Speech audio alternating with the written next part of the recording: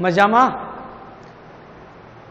ઘણા વખત પછી ભણવાનો અવસર અને એમાંય 5, 6, 7 ખૂબ આનંદ કિલોલ અને ઉત્સાહથી ભણતા ભણતા 8મા ધોરણમાં પ્રવેશ કરી ગયા.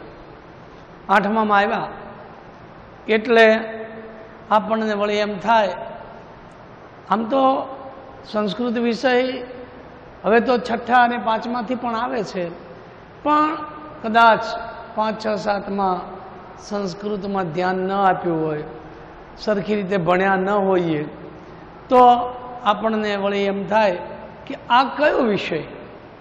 તો મિત્રો, આ સંસ્કૃત વિષય 8મામાં તમારે શીખવાનો છે. 6, 7માં પાયાના જ્ઞાનમાં તમે સંસ્કૃત વિષય વિશે ભણ્યા છો, જાણ્યું પણ છે. થોડુંક વધારે વિશેષ ઊંડાણમાં હવે અત્યારે આપણે ભણવાનું છે. આપને ખબર છે કે સંસ્કૃત એ દેવોની ભાષા છે. વેદોની જે ઉત્પત્તિ અને વેદોના મુખે ગવાયેલા દેવતાઓના જે સ્વર છે એ સ્વરને લોકો સુધી પહોંચાડવાનું કામ એ સંસ્કૃત ભાષાએ કર્યું છે. અને માટે સંસ્કૃત ભાષા દેવોની ભાષા છે અને દરેક ભાષાની જનની છે.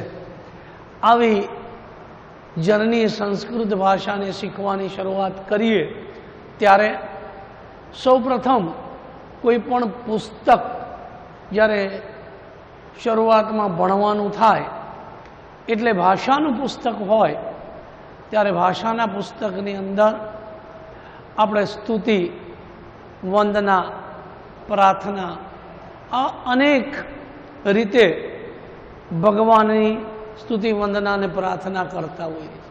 પ્રશ્ન થાય કે આ સ્તુતિ, પ્રાર્થના કે વંદના શા માટે કરવાની? કરવા પાછળનું કારણ તો આપણને ખબર છે કે કોઈ પણ કાર્યની શરૂઆત કરીએ એટલે મંગલાચરણ કરવું પડે. અને શબ્દનો અર્થ છે મંગલ આચરણ.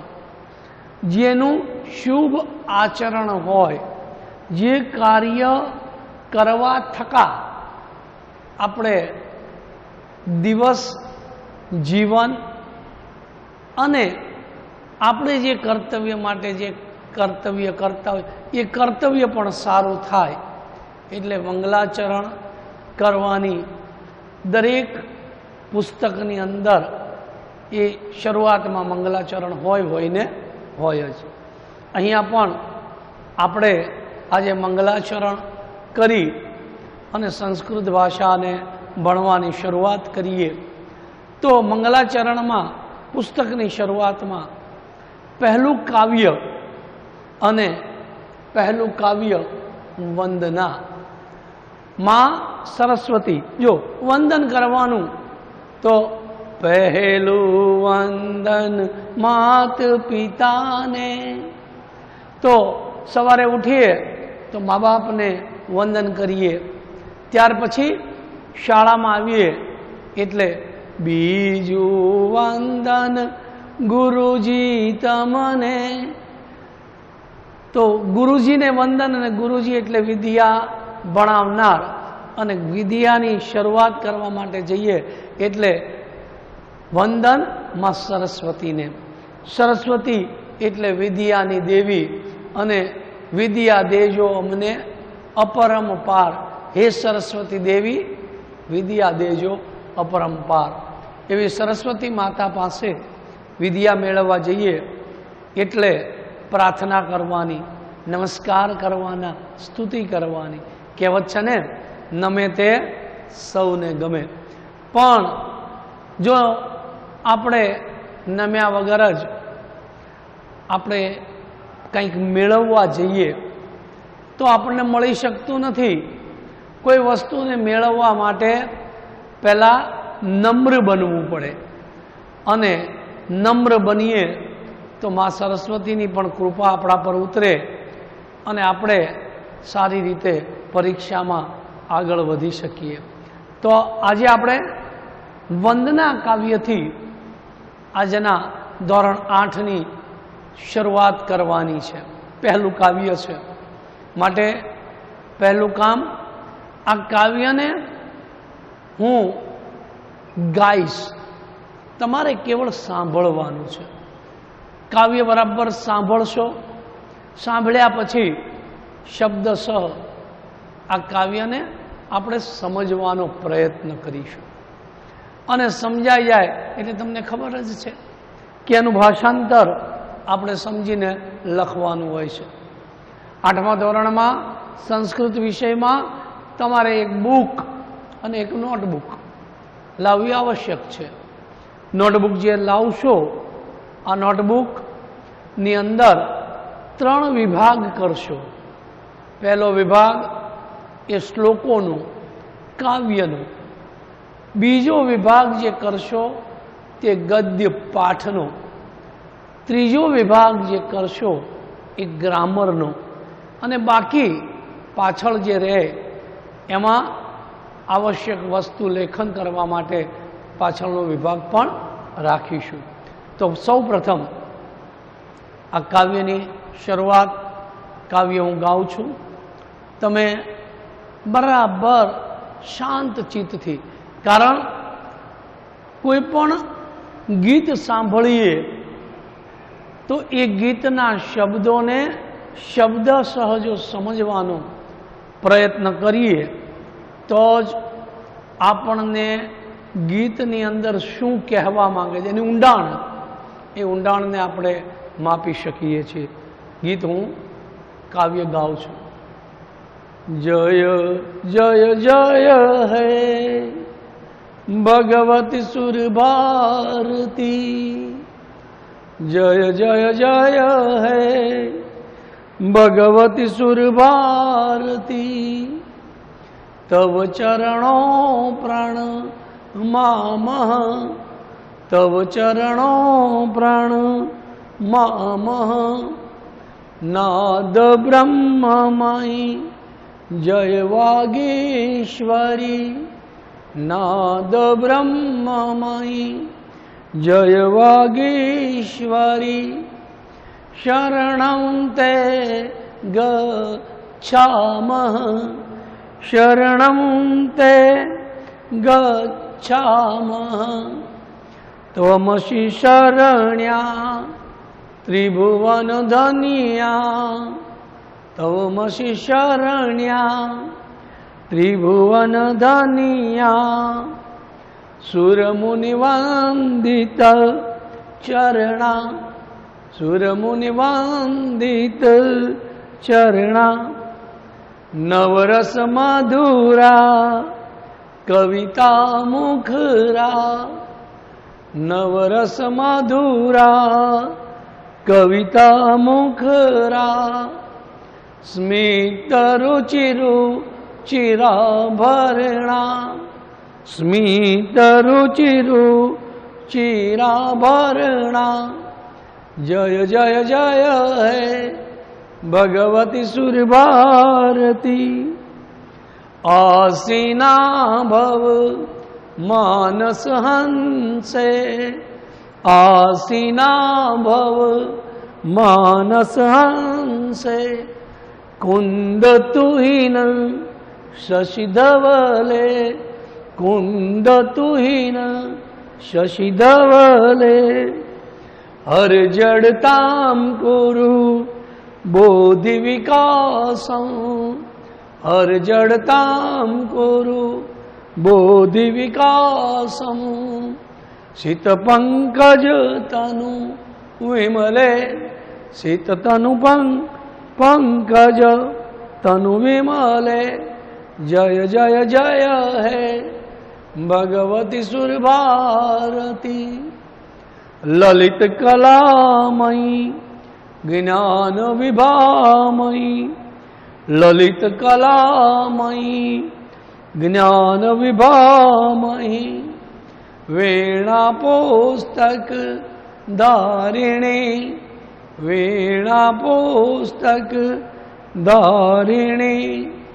मतिरास्ताम्नो तव पद कमले मतिरास्ताम्नो तव पद कमले अपि कुंठ विष हारिणी अपि कुंठ विष हारिणी जय जय जय है भगवती सुर भारती जय जय जय है भगवती सुर भारती आना अनन्वय मुजब आपणे एक एक शब्द सह शब्द समझता जईशु अने त्यार पछी एनो विस्तार एटले के अनुवाद एक एक शब्द ने समझिए तो पहलो शब्द है जय जय भगवती सुर भारती जय छे आपनो विजय छे विजय छे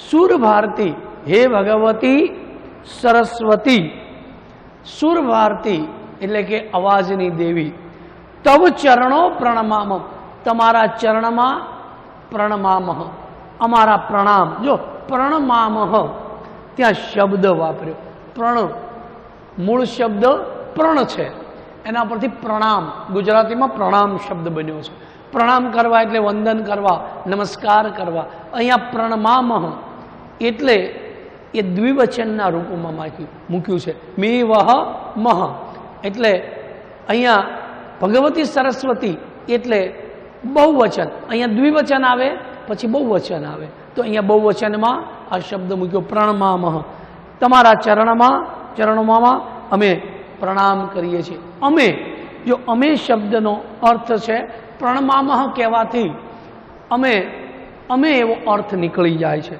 अमे प्रणाम करीए छीए त्यार पछीनी લીટીમાં કહ્યું नाद ब्रह्ममयी हे नाद युक्त वाणीनी देवी अहींया सरस्वती एवुं न कीधुं पण आगळ सरस्वती कीधुं एटले एनो अर्थ थयो नाद युक्त वाणीनी देवी सरस्वती जय वागीश्वरी एटले हे वागेश्वरी वाणीनी देवी एटले अहींया सरस्वती एवो अर्थ आवी गयो छे वागेश्वरी शरणम ते गच्छामः अहींया वयम शब्द नथी वापर्यो परंतु प्रणमामः शब्दनी अंदर वयम एवो शब्द अगाऊ पण आपणे लीधो हतो एटले अहींया लई लेवानुं वयम ते शरणम अमे तारे शरणे अने छेल्लो शब्द छे गच्छामः गच्छामः एटले जईए छीए अहींया पण जो तमे कदाच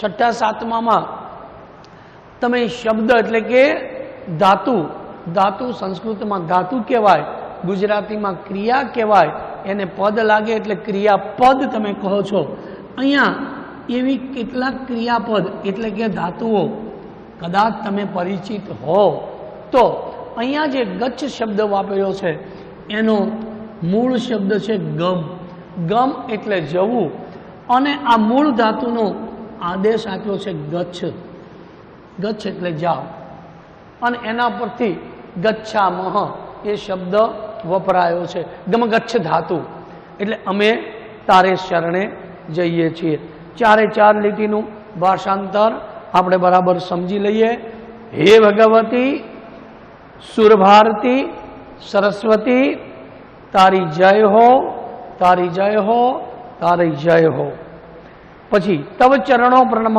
अमे तारा चरणों में प्रणाम करीए छीए त्यार पछी नाद ब्रह्ममय हे नाद युक्त वाणीनी देवी सरस्वती तारी जय हो छेल्ली લીટી शरणम ते गच्छाम अमे तारा शरणे जईए छीए आ रीते एनु भाषांतर थयुं त्यार पछीनुं तमसि शरण्या त्रिभुवन धन्या शरण्य एना परथी शरणु गुजराती में शब्द आवे छे शरण्या एटले शरण के रक्षण आ रक्षण आपनारी देवी त्यार पछी शब्द आव्यो त्रिभुवन धन्य त्रण भुवनो जेनाथी धन्य थया छे ते त्रण भुवनो आ त्रण भुवन एटले कया तो स्वर्गलोक मृत्युलोक અને ત્રીજો પાતાળ લોક. એ ધન્યવાદને પાત્ર આપનારી, ત્રણેય ભુવનમાં ધન્યતાને પાત્ર આપનારી એવી દેવી સરસ્વતી. સુર મુનિ વંદિત ચરણા, દેવો અને ઋષિ મુનિઓએ જેના ચરણમાં વંદન કરે છે તે દેવી સરસ્વતી. નવરસ મધુરા, નવરસો એટલે આ નવરસોને કારણે મધુર. આ નવરસો તમે બધા જાણો છો સાહિત્યમાં, તો મધુર રસ છે, શૃંગાર રસ છે, વીર રસ છે, કરુણ રસ છે, અદ્ભુત રસ, હાસ્ય રસ, ભયાનક રસ, બીભત્સ રસ, રૌદ્ર રૂપ, શાંત, આવા નવ રસો છે. આ નવ રસોના કારણે મધુર મુખરા કવિતા, એ તેનું જેનું મુખડું એટલે કે જે વાણીનું મુખડું છે, જે ગીતનું મુખડું છે, એવી વાચાળ બોલકી કવિતા રૂપ હે દેવી સરસ્વતી. કવિતા મુખરા, સ્મિત રુચિરા ભરણા, સ્મિતની ક્રાંતિને લીધે તેજસ્વી લાગતા આભૂષણોને ધારણ કરનારી તેવી સ્મિત રુચિરા ભરણા, અમે તારા શરણમાં આવીએ છીએ. આ બધાનો અનુવાદ જોઈએ તો, હે દેવી તું સર્વને રક્ષણ આપનારી છે, ત્રણેય ભુવનમાં ધન્ય છે. દેવતાઓ અને ઋષિ મુનિઓએ જેના ચરણમાં વંદન કરે છે એવી નવ રસોને કારણે મધુર બહુ શબ્દોથી યુક્ત કવિતા જેવી અને સ્મૃતિની ક્રાંતિને લીધે તેજસ્વી લાગતા આભૂષણો વાળી હે દેવી સરસ્વતી, તારું જય હો, તારી જય હો, તારી જય હો. ત્યાર પછીનું શબ્દ આવ્યો કે આસીન ભવ માનસ હંસે કુંદ તુહીન શશી ધવલે. તુહીન ધવલે, આસીન ભવ. આસીન શબ્દનો અર્થ થાય, આસીન એટલે બેસવું, આસન, એના પરથી શબ્દ આવ્યો છે આસન. અને આસીન ભવ, ભવ શબ્દ છે ને આ ક્રિયાપદ છે, મૂળ ધાતુ એની ભૂ ધાતુ છે. ભૂ ધાતુ પરથી આ ભવ શબ્દ બન્યો. ભૂભવનો અર્થ થાય છે બન, થા, ભૂભવ થા. તો આસીના ભવ માનસ હંસે, માનસ હંસ ઉપર બિરાજમાન એટલે કે મનરૂપી હંસ. આપણું માનસ હંસ એટલે કયું? તો કે મનરૂપી હંસ ઉપર બિરાજમાન થા. કુંદ તુહીન શશી ધવલે, અહીંયા કુંદ શબ્દનો અર્થ છે મોગરાનું ફૂલ. મોગરાના ફૂલ સખી, મોગરાના ફૂલ, એવું આ મોગરાનું ફૂલ. મોગરાનું ફૂલ તુહીન કહેતા હિમ એટલે કે બરફ. ત્યાર પછી કુંદ, તુહીન, શશી, શશી એટલે ચંદ્રમા, અને ધવલ એટલે સફેદ, માનસ હંસ એટલે માનસ હંસ એટલે મનરૂપી હંસ. શીત પંકજ તનુ વિમલે, શ્વેત કમળ જેવા નિર્મળ શરીરવાળી હે દેવી. શીત એટલે કે શ્વેત, પંકજ એટલે કમળ, અને વિમલ એટલે નિર્મળ સ્વચ્છ. જડતામ એટલે અજ્ઞાનતા રૂપી જડતાને હર એટલે કે તું હરી લે, દૂર કર. બોધિ વિકાસમ કુરુ, અને મારી બુદ્ધિનો વિકાસ તું કર. તું એટલે કોણ? હે દેવી સરસ્વતી, તું મારી બુદ્ધિનો વિકાસ કર. હવે આપણે આને આખું ભાષાંતર એનું જોઈએ તો, કુંદ પુષ્પ, હિમ અને ચંદ્રમા જેવી શ્વેતવર્ણા હે દેવી, મારા મન રૂપી હંસ પર બિરાજમાન થા. શ્વેત કમળ જેવા નિર્મળ શરીરવાળી હે દેવી. હે દેવી એટલે કોણ? તો હે દેવી સરસ્વતી, મારી અજ્ઞાનતા રૂપી જે જડતા છે, આ અજ્ઞાનતા રૂપી જડતાને તું હરી લે. તું એટલે કહેતા માં સરસ્વતીને પ્રાર્થના કરી છે. માટે હે માં સરસ્વતી, અજ્ઞાનતા રૂપી જડતાને તું હરી લે અને મારી બુદ્ધિનો વિકાસ કર. છેલ્લી પંક્તિઓમાં હવે આગળ કહે છે કે અહીં લલિત કલામયી, તો હે મનોહર કલાઓથી યુક્ત જ્ઞાન વિભામયી, જ્ઞાનની ક્રાંતિવાળી, વિભા કહેતા તેજ, ક્રાંતિ. આ વિભા શબ્દ છે ને એ આકારાંત સ્ત્રીલિંગ શબ્દ છે. ક્રાંતિ, તેજ એવી શોભાવાળી, વીણા પુસ્તક ધારિણી, તો વીણા પુસ્તકને ધારણ કરનારી, વીણા અને પુસ્તકને ધારણ કરનારી.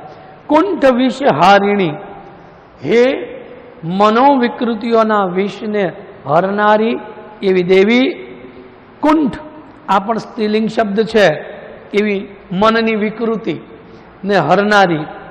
પદ કમલે, ચરણ કમળમાં, અહીંયા નહ શબ્દ આપ્યો છે. આ નહ શબ્દ પણ આપણે આગળ ઉપર વ્યાકરણમાં જ્યારે જોતા આવીશું ત્યારે જોઈશું કે નહ શબ્દ એ સર્વનામનો શબ્દ છે. નહ એટલે અમારું અને વહ એટલે તમારું. નહ અને વહ, તો અમારું એટલે કે મારું, મારી આ જે મનોવિકૃતિઓ છે એ મનોવિકૃતિઓને વિષને હરનારી એવી મતિ, બુદ્ધિ, આસતામ રહો. ક્યાં રહો? તો કે તારા ચરણ કમળમાં મારી બુદ્ધિનો હંમેશા વિકાસ થાવ, મારી બુદ્ધિ તારા ચરણ કમળમાં મારી બુદ્ધિ રહે. અને જે વિષ, અજ્ઞાનતા રૂપી જડતાનું જે વિષ ભર્યું છે મારા માનસ પટલ ઉપર, એ માનસ પટલ ઉપર રહેલા અજ્ઞાનતા રૂપી જડતાના વિષને તું દૂર કરી દે. અંતિમ પંક્તિઓનું ભાષાંતર આપણે જોઈએ. હે મનોહર કલાઓવાળી, જ્ઞાનની ક્રાંતિવાળી, વીણા અને પુસ્તકને ધારણ કરનારી, મનોવિકૃતિઓના વિષને હરનારી એવી હે દેવી સરસ્વતી, તારા ચરણ કમળમાં અમારી બુદ્ધિ હંમેશના માટે રહો, મારી બુદ્ધિનો વિકાસ કરો, મારી જડતાને દૂર કરો. હે વાણીની દેવી સરસ્વતી, તમારો જય હો, તમારો જય હો, તમારો જય જયકાર હો. આ કાવ્ય અહીંયા આપણને પ્રાર્થના અને સ્તુતિમાં સરસ્વતીની કરી અને આપણે આપણા પુસ્તકની, આપણા ભણવાની હવે શરૂઆત આગળ કરીશું. માટે આ જે સમજાવ્યું એ કાવ્ય વિભાગમાં તમારે મિત્રો એના શબ્દસહ શબ્દાર્થ લખવાના છે. શબ્દાર્થ લખાઈ જાય એટલે લાઈન વાઇઝ એક એક શબ્દ પછી, અહીંયા મેં કેટલાક ક્રિયાપદો પણ તમને સમજાવ્યા છે, તો શબ્દાર્થની નીચે જાણવા માટે ક્રિયાપદો પણ તમે લખશો અને એક એક પંક્તિ વાઇઝ તમારે ભાષાંતર, 1, 2, 3 ને 4 પંક્તિ, તો 4 પંક્તિનું ભાષાંતર, પછી બીજો પેરેગ્રાફ, એ પંક્તિનું ભાષાંતર. આ પ્રમાણે સરળતાથી સમજીને આ કાવ્ય તમારે ભાષાંતર લખી, શબ્દાર્થ લખી, અને આ કાવ્ય દરેક પરીક્ષામાં મુખપાઠ પૂછાય છે. માટે જ્યારે સમય હોય ત્યારે લખીને, અથવા તો જો તમે લખો નહીં તો આ કાવ્યને તમારે એમનેમ ગાઈ શકતા હો તો સુંદર સ્વરની અંદર આ કાવ્ય ગાઈને પ્રયત્ન કરવાનો કે આપણે ગાઈ શકીએ અને આગળ વધી શકીએ. આવું આ કાવ્ય આપની સમક્ષ રજૂ કર્યું છે. અહીંયા કાવ્ય 1 સંસ્કૃતમાં પરિપૂર્ણ થાય છે.